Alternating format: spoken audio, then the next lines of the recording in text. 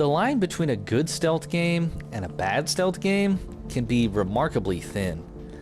It's been more than a decade since the last Splinter Cell game was released, and Assassin's Creed has only recently returned to its stealth roots after a long foray into the RPG genre.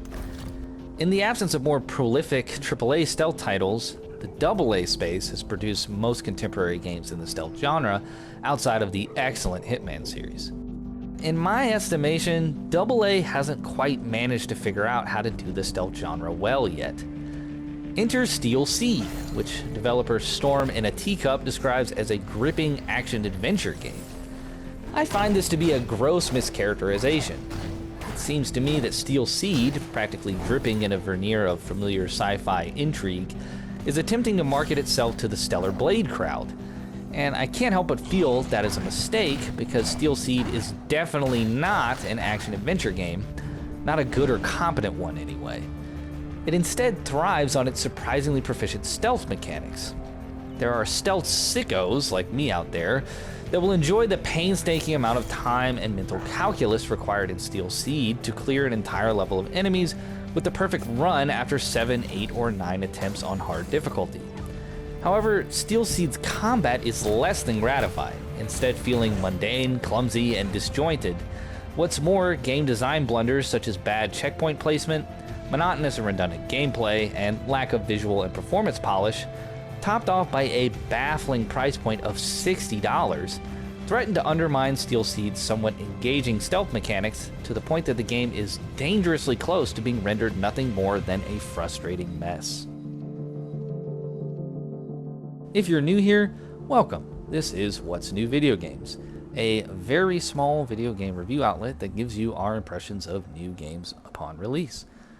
We were privileged enough to receive an early review copy of Steel Seed, courtesy of Lurkit and ES Digital Games, at no charge to us. And it's only because of you guys watching and liking the videos and subscribing to the channel that we even get opportunities like these to post our review and before you buy video on day one when the game launches, so that it can educate your purchasing decision. So if you want to support that and all that we do here, please like the video and consider subscribing to the channel. Thanks for watching. Now let's get into the review of Steel Seed. Этот враг неисправен. Unfortunately, there's a lot that Steel Seed gets wrong. For starters, Steel Seed purports to offer plenty of variance and potential gameplay styles, but the reality is much less enticing. While there are entirely separate and extensive skill trees dedicated to both combat and stealth, the combat in Steel Seed left me wholly unsatisfied. The combat lacks any type of noticeably deliberate or rhythmic quality, to the point that achieving precise timing between strikes and dodges and enemy tells is just non-existent. This is not a dance between enemy and protagonist in the vein of something like Bloodborne or Devil May Cry. I think Steel Seed's combat doesn't encompass the depth and polish it would need for it to be worthy of mastering. For this reason, I cranked the difficulty up to hard and played the game as if stealth was my only means of progressing, which yielded a considerably more gratifying experience for me overall. But more about that later. Steel Seed's art direction and graphical fidelity aren't stellar standouts either. Everything from the protagonist's character model to the cyber-industrial backdrops has a pervasively generic AA type of aesthetic. There are areas later into the game that do shine in terms of world building and art design, but those can be hampered by a lack of visual polish. Performance is not magnificent either. To my untrained eye, Steel Seed never felt securely in the 60 frames per second range, instead fluctuating somewhere between 40 and 50 FPS, which is pretty disappointing given that Steel Seed's graphics are nothing to write home about. Enemy designs are fairly one-note, and the player is absolutely starved of any type of enemy variety for the first 7 hours or so.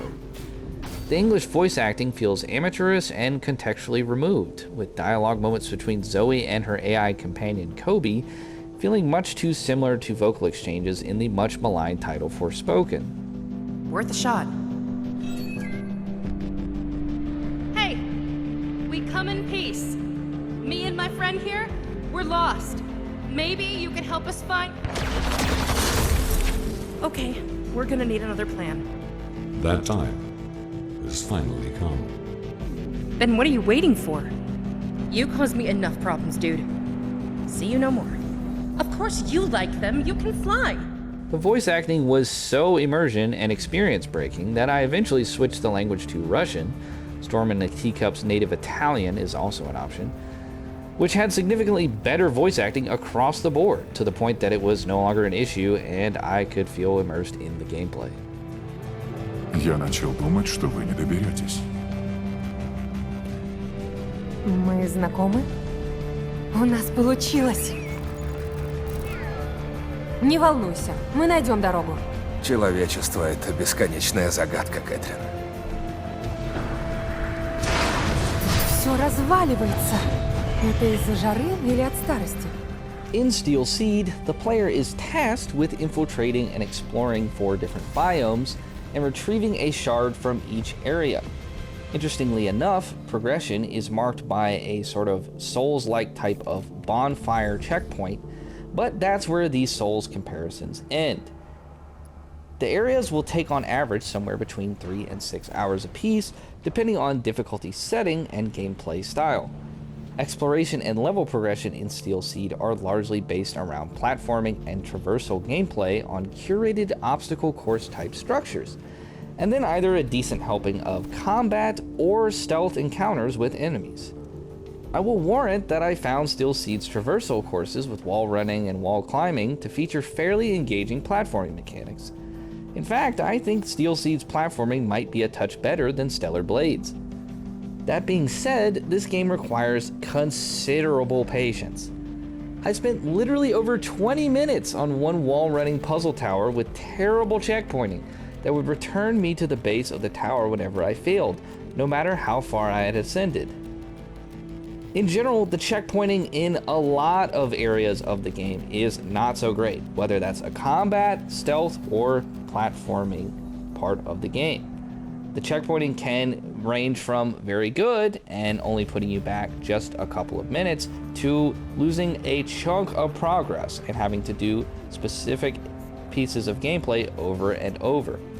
I find that Steel Seed is redeemed though by setting the game's difficulty to hard and approaching each level as a complex puzzle challenge that needs to be meticulously deciphered.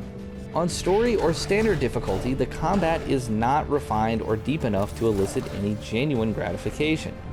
What's more, once the somewhat competent platforming starts to become more redundant over the game's many hours, the entire experience can start to feel hollow and trivial. However, Steel Seeds features an extensive kit of tools and abilities that can be used by the player to navigate vast levels and take down droves of enemies without ever being seen.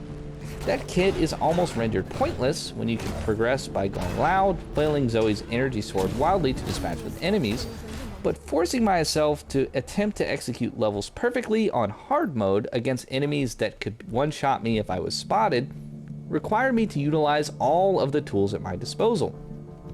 The result is a hardcore stealth experience that manages to redeem the entire game, at least in my opinion. Careful and deliberate scouting, planning, and execution of routes and takedowns, culminating in clearing an entire area, is where Steel Seed excels.